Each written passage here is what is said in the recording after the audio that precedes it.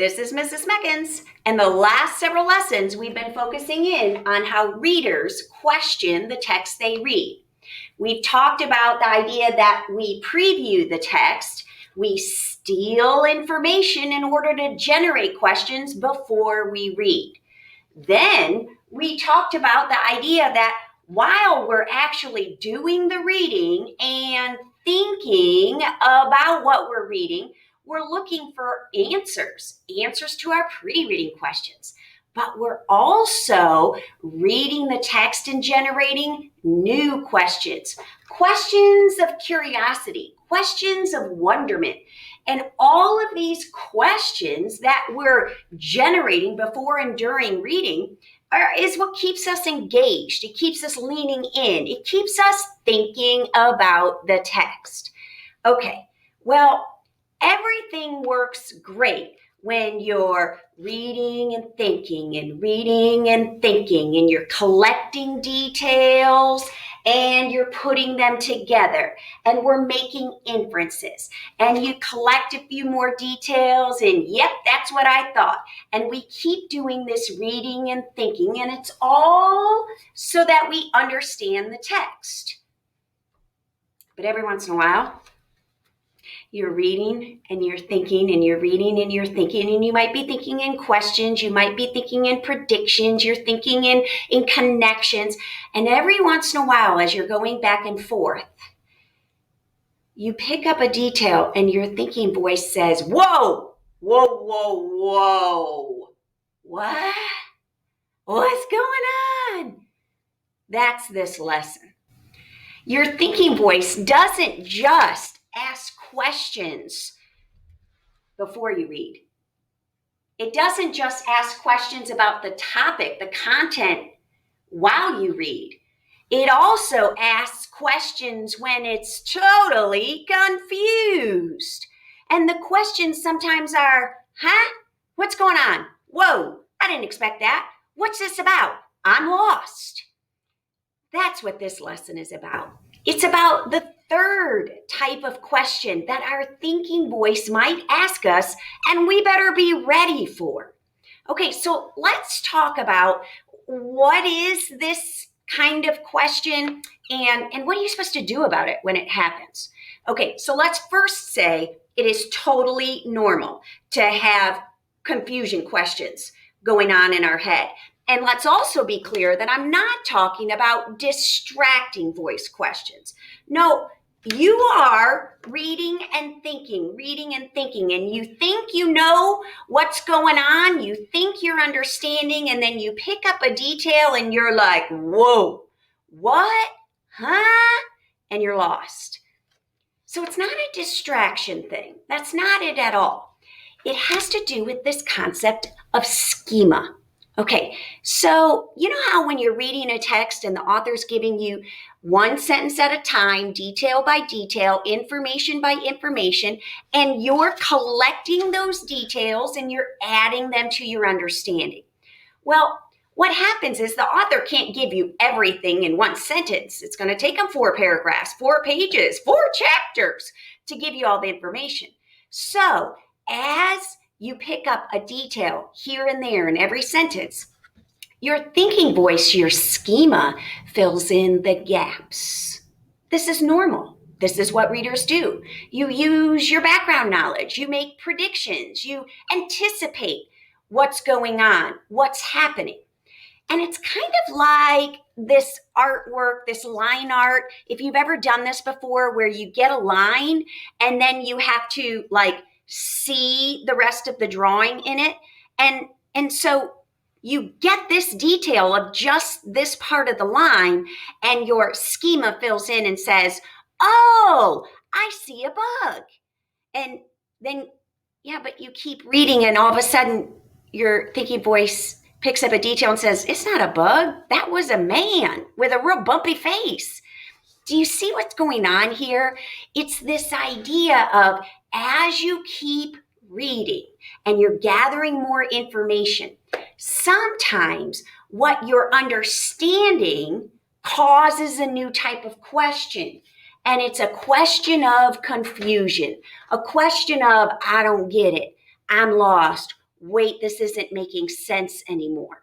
And so as readers, we have to recognize this type of question. It's not a bad thing. It's totally normal, but you have to know what to do about it.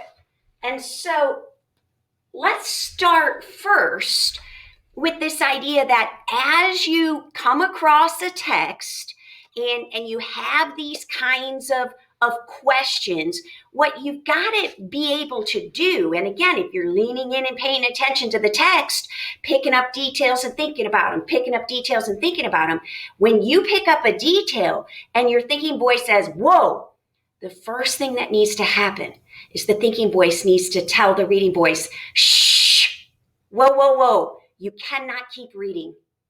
We are lost. We don't get it. We're confused by something. And we got to get the reading voice to back up and reread. Things were going along fine.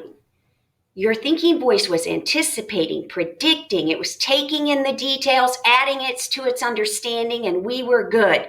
But something came along that caused your thinking voice to be confused. So we've got to back up and figure out, where was that detail? What caused the confusion? So first we've got to identify the detail. And we might have to go back a sentence or two or a paragraph or two. But the idea now is that as you read forward, slower, and start to think, what you have to be ready to do is adjust. You back up, you reread. So as you start to read again, you have to adjust your thinking. Oh, you had a thought. Your schema filled it in. You thought you knew what was coming. And then all of a sudden, whoa, that's not right. You cannot keep going, you guys.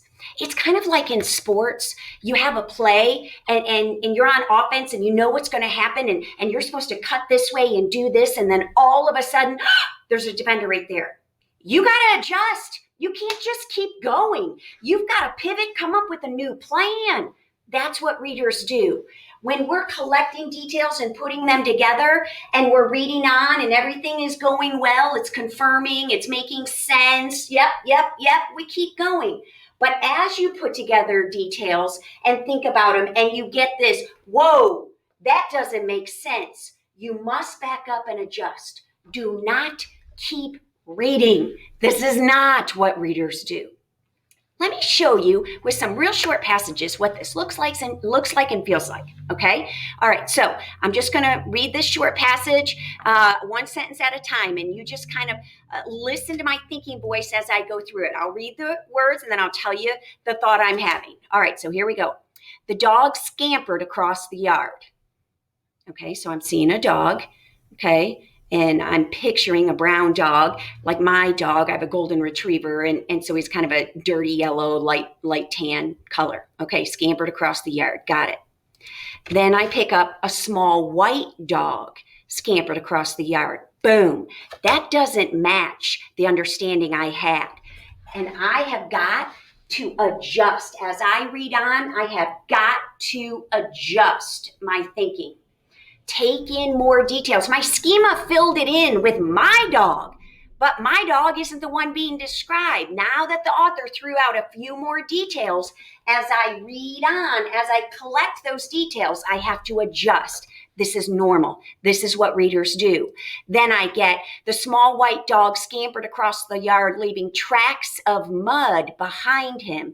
Whoa, okay, all of a sudden now I'm starting to see a dog with a mud puddle is nearby or mud is somewhere or he's kind of muddy. Again, constant adjustment. As you read on and take in more details, you have to revise the meaning in your head. This is normal, but you can't just barrel through with what you think. No, you have to think about what the author is giving you in details. So this might be the meaning I'm making in my mind, the visualization I'm seeing. Okay, let's kind of try this next one together. And as I put up the passage again, sentence by sentence, I'll read it, and then I want you to pause and tell me what your understanding. You're putting the details together and you're understanding what. Okay, so here I go. Imagine 3 females playing hopscotch. Okay, stop. Okay, you see 3 girls. How old are they? What do they look like? Do you see the hopscotch? Okay, so now we keep going. Okay, all we know is 3 females playing hopscotch. Everything else you added was your schema. There's nothing wrong with it, except if you read on and it doesn't match, you have to adjust. Okay, so here we go. Next sentence. 2 are waiting their turn while 1 tosses the rock and hops. Okay, so now you're advancing the scene in your mind, taking in more information, adjusting the meaning. Okay, here we go. Next one. It was a unique sight to see such mature women. Whoa, mature women. What does that mean? Mature old? Mature big? All of a sudden, my thinking voice is saying, whoa, whoa, whoa, let's read slowly here. It was a unique sight to see such mature women playing this simple schoolyard game. Okay, I definitely need to change my picture. I had girls in pigtails. I had girls in shorts and flip-flops. Okay, this is different. I better read on slowly, preparing to adjust. They were so old when it wasn't their turn, they waited on the nearby bench. Old ladies playing hopscotch. Do you see what happens? You collect details and you anticipate where it's going. But every once in a while, your thinking voice says, whoa, whoa, whoa, that is not what we expected. You are not confirming what I thought. I have got to adjust. Let me show you the picture that goes with this passage. You see it? The meaning comes through added detail. Schema fills it in until you get more details. But if the new details you pick up do not confirm what you've been thinking, you have to back up and adjust. Okay, so what we've learned the last several lessons is readers ask questions. They ask questions before they read. They ask more questions while they read. And they're collecting answers while they read. But sometimes while collecting answers, details, they also have a confusion question, an I don't get it question. You cannot keep going. You have to back up. If you can't confirm it, you have to back up and adjust. Don't keep moving forward. Adjust. And so confusion leads to adjustment. What you came up with in your mind, it's not a big deal that you were wrong. It's normal. And so don't worry about being wrong. It's not a reason for a funeral, all right? It's normal, but you have to back up, reread, and find the detail or details that threw you and figure out what is it you're missing. And then make that adjustment so you can continue to read on. That's what we're learning in this lesson, is how to recognize the voice of confusion, the questions of confusion, and then how to navigate them. So we stop, we reread, we back up, we're looking for the details we missed so we can revise our thinking. Now, if you were in Mrs. Smecken's class, here's what you would do next. I would have you read each of these 4 very short passages. And I'm telling you right now, I expect that as you read slowly each of the passages, sentence by sentence, you will start to fill in the gaps using your schema. But as the author throws another detail at you through your reading voice, I want you to adjust your picture. What I'd like you to do after reading each passage is sketch what you visualize. Make a picture to go with the scene that you see based on the details, okay? But I also want you to tell me which details, where did you all of a sudden, as you were reading, say, whoa, put a star, put a mark, an asterisk, a double line. Do something that says that was when my thinking voice got confused. And I had to slow down, back up, and really look to adjust my thinking. All right, so you're marking the parts that, whoa, caught your attention with confusion, and you're giving me evidence of comprehension with a quick sketch below each of these scenes. What do you envision is happening? What does it look like in each scene?